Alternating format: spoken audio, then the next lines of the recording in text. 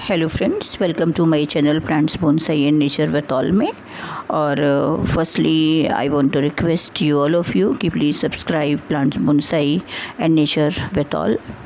सबसे पहले आप मेरे चैनल को अगर आपने सब्सक्राइब ना किया हो तो आप सब्सक्राइब करें।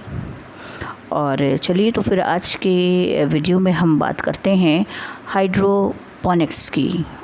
हाँ जी, हाइड्रोपोनिक फार्मिंग की हम बात करते हैं कि ये खेती किस तरीके से की जाती है और क्या है इसका मतलब उद्देश्य क्या है। देखिए, खेती के इस आधुनिक तकनीक में जो मुख्य निर्भरता है वो मिट्टी पर ना होकर पानी पर होती है। मिट्टी का ना के बराबर यूज़ करते हैं और कई लोग कुछ कंकड़ का यूज़ कर लेते हैं। वैसे अधिकांशतः तो कोकोपीट वगैरह का यूज़ करते हैं मिट्टी की जगह पर। थोड़ा सा मतलब जड़ों को, पेड़ों को इस्टेब्लिश करने के लिए अंदर, है ना, मिट्टी का यूज़ इसमें नहीं करते हैं।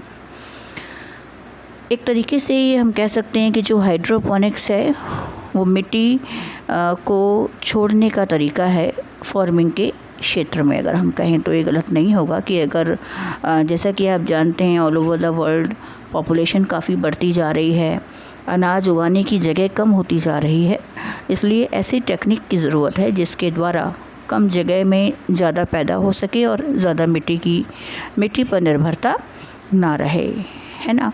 तो आज हम हाइड्रोपोनिक्स की बात करते हैं।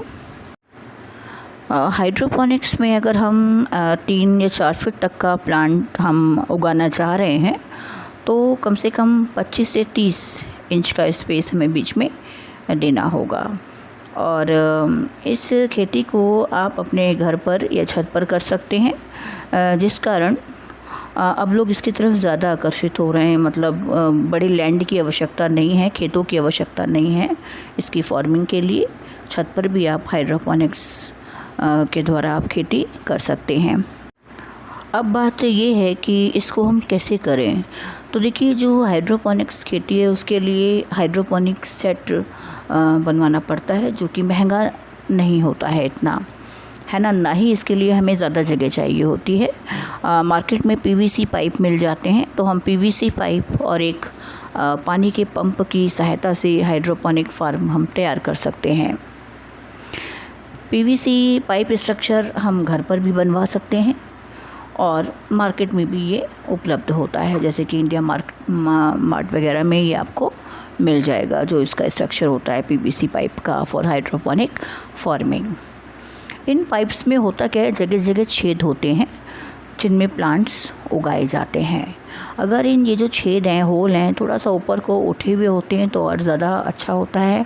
नहीं तो पाइप में हम होल्स करा लेते हैं जगह जगह पर, प्रॉपर जितनी हमें डिस्टेंस चाहिए होती है इन बिटवीन द 2 प्लांट्स। तो इन पाइप्स में हम क्या करवा लेते हैं, छेद करवा लेते हैं, होल्स करवा लेते हैं। अब सवाल ये है कि प्लांट्स को कैसे रोका जाए। अभी मैंने आपको बताया था कि मिट्टी ना के बराबर ज़रूरत होती है पाइप में। तो इसके लिए हम नारियल का भूसा हम इस्तेमाल कर सकते हैं, पाइप में हम भर देते हैं, जिसमें से होकर पानी भी ईज़िली क्या होगा, निकल जाएगा, है ना। तो पानी नारियल के भूसे का हम यूज़ करते हैं इन पाइप्स के अंदर बजाय मिट्टी के।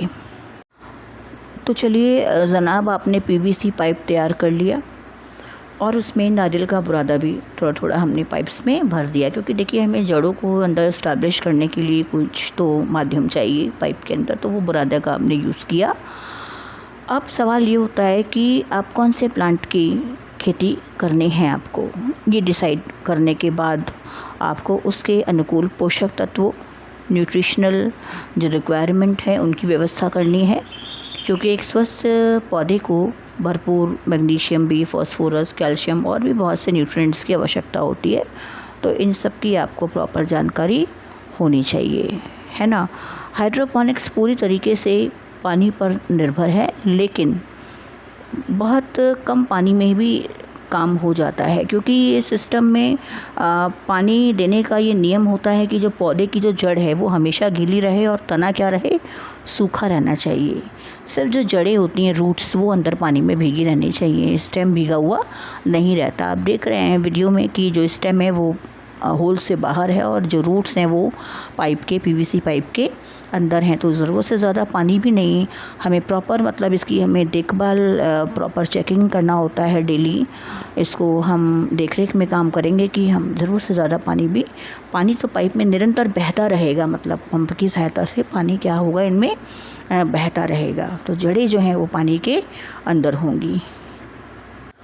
अब जो हमने पीवीसी स्ट्रक्चर तैयार किया है नारियल के बुरादे के द्वारा और पंप की सहायता से पानी भर के, और हमने अब पौधे का भी सिलेक्शन कर लिया और न्यूट्रिशनल रिक्वायरमेंट भी जान ली। अब सबसे अहम बात होती है कि हमें पीएच बैलेंस के बारे में जानकारी होनी चाहिए। तो लगभग जो पीएच वैल्यू है वो 7 के आसपास होनी चाहिए, मतलब हाइड्रोपोनिक्स के लिए इसके आसपास ही होना चाहिए, मेंटेन करके रखना पड़ता है पीएच वैल्यू को। और आपने देखा है कि भाई किसी भी पौधे की ग्रोथ के लिए ऑक्सीजन की रिक्वायरमेंट, तभी आपने देखा है जब हम गमले में या हम खेत में लगाते हैं पौधे को तो हम मिट्टी की गुड़ाई करते रहते हैं, खुदाई करते रहते हैं ना, ताकि मिट्टी मतलब एक तरीके से पोरस हो जाए और उसमें ऑक्सीजन का अमाउंट पहुंचता रहे, पौधे को ऑक्सीजन मिले। तो जिस तरीके से गमले के पौधे में हम खुदाई करते हैं, क्यों, ताकि ऑक्सीजन प्रॉपर अमाउंट में जड़ों को मिलता रहे, है ना। उसी तरीके से हाइड्रोपोनिक्स में भी हमें ऑक्सीजन का रिक्वायरमेंट होता है पौधे के लिए।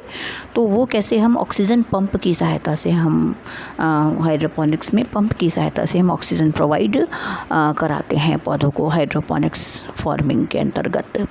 एक चीज़ और आपने सुना है कि भाई जो फोटोसिंथेसिस का प्रोसेस है, ये जो पौधे हैं खाना बनाते हैं, सभी जानते हैं कि सूर्य के प्रकाश की आवश्यकता, सनलाइट की आवश्यकता ज़रूर होती है ना, किसी भी प्लांट की ग्रोथ के लिए। तो देखिए हमारे यहाँ इंडिया में तो बिजली की इतनी अच्छी व्यवस्था अभी नहीं है, तो हम जो भी हाइड्रोपोनिक्स का हम प्लांट लगाते हैं अधिकतर हम बाहर ही लगाते हैं, आउटडोर ही लगाते हैं।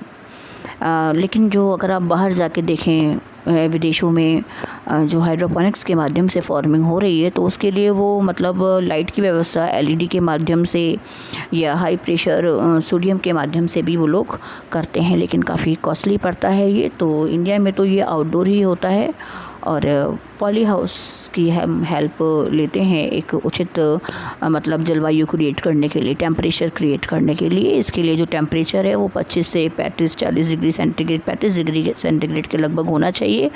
तो उसके लिए मतलब इस टेम्परेचर को पर्टिकुलर मेंटेन करके रखना है कि 25 से लगभग 35 डिग्री के बीच में तापमान रहे। तो इस जलवायु को मेंटेन रखने के लिए पॉली हाउसेस का यूज़ लोग करते हैं। जनरली अगर हमारा 4-5 फीट लंबा मिनी गार्डन है, अगर आपका, उसमें आपने पीवीसी स्ट्रक्चर से पाइपलाइन सेट कराया है हाइड्रोपोनिक्स के लिए, तो आप लगभग 10,000 रुपये के लगभग आप इससे कमा सकते हैं, छोटे से मिनी गार्डन के द्वारा। तो आप सोचिए अगर आप बड़ा फार्म हाउस इसका आप तैयार कर रहे हैं तो how much money you can earn. तो काफ़ी अच्छा खासा पैसा इसमें लोग अर्न कर रहे हैं। और ये भी मैं कहना चाहूँगी कि जब भी आप कोई ऐसा काम करें, किसी पर्टिकुलर फील्ड में आप जाएँ, तो आपको ट्रेनिंग ज़रूर लेना चाहिए उसका। जब भी हम किसी नए फील्ड में हम जा रहे हैं तो हमें चाहिए कि हम उसकी सिस्टमेटिक तरीके से हम उसकी नॉलेज लें। जहाँ भी बड़े प्लांट्स हैं आपको वहाँ पर जाके इसकी नॉलेज आप लें। और बहुत ही अच्छा है ये आने वाले समय में। जैसे हमारे पास अगर लैंड नहीं है, even then we can earn money. हम अपने घर और छत से पैसा हम कमा सकते हैं थोड़े से इन्वेस्टमेंट के द्वारा। और ऐसे प्लांट का आप टारगेट करें जो आसानी से उगाया जा सके पहले ईज़िली। जनरली हम देखते हैं कि हाइड्रोपोनिक्स के द्वारा जैसे टमाटर है, ककड़ी है, तुलसी, काली मिर्च, शिमला मिर्च, स्ट्रॉबेरी इत्यादि की खेती हम कर सकते हैं, टमाटर की खासकर। तो इस तरीके से इस वीडियो में हमने आज हाइड्रोपोनिक्स की एक न्यू टेक्निक के विषय में हमने बात की। और ये भी मैं आपको बताना चाहूँगी कि सबसे पहले 1937 में इराक में हाइड्रोपोनिक्स की टेक्निक को शुरू किया गया और उसके बाद नीदरलैंड में हाइड्रोपोनिक्स फार्मिंग की गई। और अब हमारे इंडिया में भी काफ़ी जगह इसके फार्म देखने को मिलते हैं। और इसके साथ ही मैं इस वीडियो को यहाँ पर समाप्त करना चाहूँगी।